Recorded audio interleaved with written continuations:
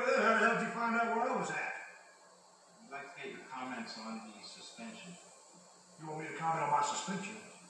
You don't look like Jim Ross unless you lost about 200 pounds. You don't look like Vince McMahon. If they want some answers, they should have sent someone with some authority. Don't be snapping no pictures. I'll take your little lens and shove it. You know what I'm talking about? You ain't got no reason to be here, man. You need to pack up and head back to Stanford, boy. You ain't got no business being here. You're damn right. You better stop it. You got anything else to say? Because there ain't no reason you should be here. They suspended me. They said I can't wrestle. Now they want to send someone down here on my time. And that's bull in my book. Do you agree with me? Well, it really don't matter if you agree with me or not. So what you need to do is pack your little carcass up and get the hell out of here. You know what I'm saying? Because this is my time. They suspend me and then they send you down here. You're some private detective or something? That's bull. Well, let me tell you something. On second thought, why don't you just sit your little carcass down at that table? I'll answer every little question you got. Because if you're going to waste all your time coming down here and bother me, yeah, I'll sit down and talk with you. Because I got a few little things I want to show you, a little care package. Vince McMahon and the WWF sent me to get well soon. So you just go down there and sit down, I'll round my stuff up, and I'll be right with you. But don't touch nothing that don't belong to you and stick it in your grub little pocket, because I'll whip the hell out of you, son. I'll be right out.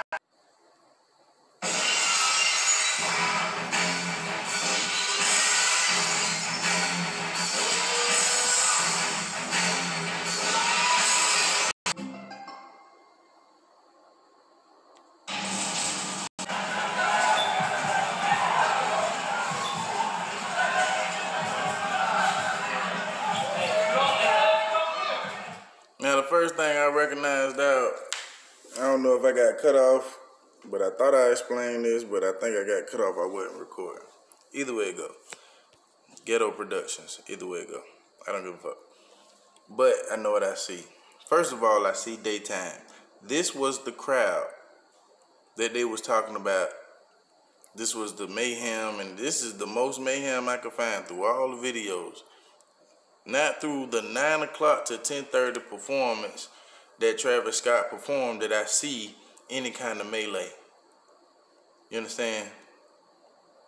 If anything, I seen probably one of the most normalest crowds I ever seen as far as concerts. But that's neither here nor there. So if this happened earlier in the day, why was there not a meeting, you know what I'm saying, presumed to get everything in order? Because this was a fucking ritual. You know what I'm saying? This was some old Zodiac ritual ass shit, bro. But I believe all the chaos and shit was to impress Kylie. That's on some whole other shit. Like some old Kanye. Like to them, this shit is art. People dying and shit like that. That's why they don't get no feelings in this shit. Because they, you know what I'm saying? They observing other feelings. But that's not the only shit I noticed. You know what I'm saying? As far as it being daytime, nobody having control of the crowd. You know, like, let's keep it on going.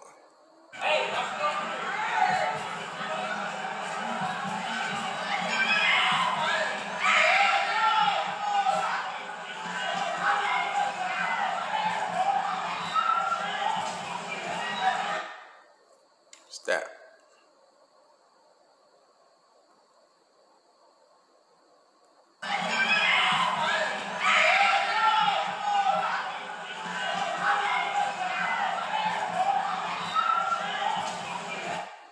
That bitch. Y'all keep y'all eye on that bitch. But what I really want y'all to recognize is the simple fact, look, bro. Look how positioned the camera is. Now, we don't know if they running out or we don't know if they running in. But I know the camera is in perfect position and ain't nobody bumping and stampeding at him. Since it was hell, it was chaos, it was crazy. But I'm gonna make like 3 videos for this shit, just breaking down what I see. But keep your eye on that bitch. The camera is always in perfect position. Nowadays, trying to trick a motherfucker so hard. Now here we go.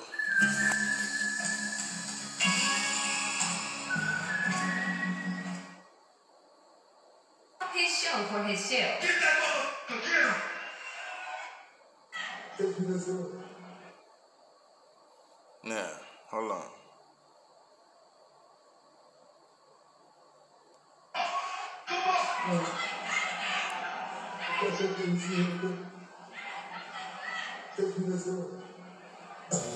But he can't.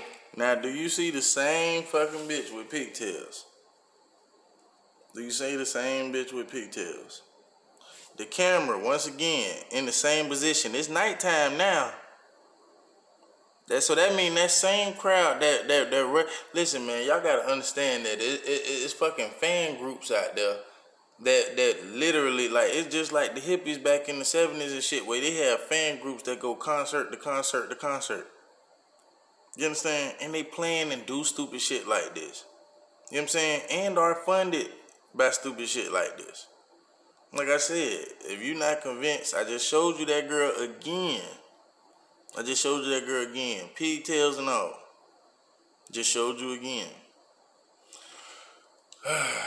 Screaming the same anthem. Stop the show. Somebody can't breathe. We talking about one person over 50,000 people. And she not even by Travis. She by somebody. I want to say the sound production people. But she screaming stop the show like, okay. All right. Whatever. But was there anything else in this particular video? Because I wanted to show y'all that shit. Because she shows up again. Right here. She shows up again somewhere along this line. We're going to play it for a little bit because I forgot exactly what pinpoint. I don't want to make this too long.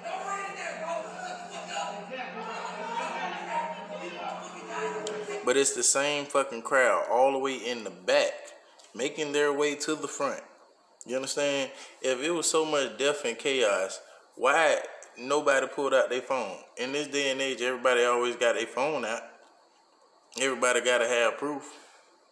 Y'all got to understand the storyline that they is trying to carry. And it's funny as fuck because truthers, shout out to the truthers, they trying to speak y'all language. They trying to speak our language. You understand? So this is why it's very important. If you are going to report on some shit like this, make sure you know what you're reporting on. If not, just kind of step back a little bit and keep on looking. Because it's a trick for your ass. You know what I'm saying? But this same crowd, particular crowd, because these videos, see, these are the ones who particularly went viral. Where's everybody else who went to the fucking concert? I'll show you that later in another video. But guess what? Like I said, same group of people. You know what I'm saying? Nobody's rushing, nobody. And this is later on in the concert. And I think that might be the girl. Oh, no, that's a dude.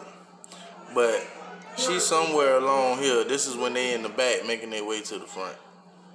And what I want y'all to get is that it's people out here, just like these, when we had these fake protests or chaos shits going down and shit, is particular groups that paid. You know what I'm saying? And it always go back to the, you know what I'm saying, the military sector, let's just say that, or the private sector or whatever. But long story short, motherfuckers get paid, they down to do shit like this and cause disruption and chaos and distraction and silly simple shit, and at the same time upraising a dumb motherfucker like Travis Scott. Like I said, neither here nor there. But I just wanted to say that real quick. I'll come to you, hit y'all with a part 2. We're gonna talk about that little boy. And then in part 3, we're gonna talk about the reactions to all of this shit. And it might be a part 4. But part 2, we're gonna talk about the little boy Ezra Blunt. We're gonna talk about his daddy, his granddaddy, and we're gonna talk about what's missing, what's not, what's supposed to be there, and what kind of substance it lacks. We're gonna dabble around the name of his of this shit. Of his what's the meaning of his name? We're gonna dabble in the particular ritual that I think that was done. But long story short, I just got an opinion, man. I'm not trying to say the world, man, but yeah. How are Grand Rise? Y'all be easy.